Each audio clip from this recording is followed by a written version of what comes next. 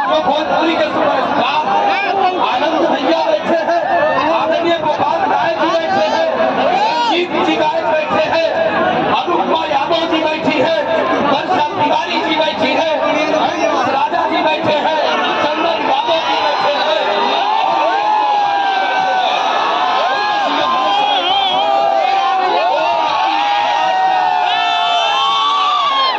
इस लायक को देखने के लिए आए, उस चेतना को आपने सत्याभूत किया है।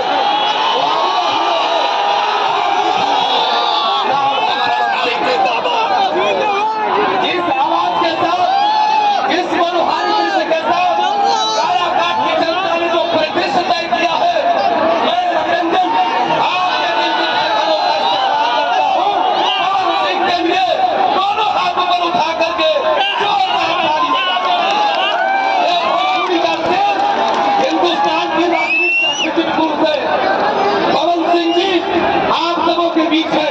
हम किसी परियोजना को छोड़ने वाले नहीं है। हम विकास के उस सूर्य को अंधकार से खींच के लाएंगे। आइए, नारी सशक्तिकरण से लेके खेल के मैदान से लेके काराकाट की ऊर्जा को मैं पवन सिंह जी से अनुरोध करूंगा कि जिस रूप में आपने अपने दर्शकों को, अपने फैंस को, अपने मतदाताओं को प्रभावित किया है, कोई टक्कर में नहीं है और सबने ये साबित किया है।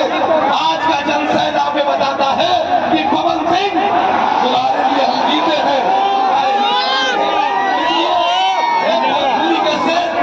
तुमने सांस्कृतिक विरासत की रक्षा की है, तुम राजनीतिक विरासत की भी रक्षा करना।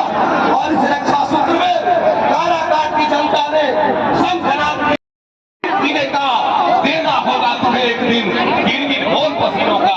चाहे काराकाट क्षेत्र में स्टेडियम की बात होगी, चाहे भोला बाबा परियोजना की बात होगी या नर्सिंग कॉलेज की बात होगी, उसका एक ऐसा प्रकरण उनके मन में है, एक ऐसा कोई रिक्रिएशन क्लब नहीं, कोई खिलाड़ी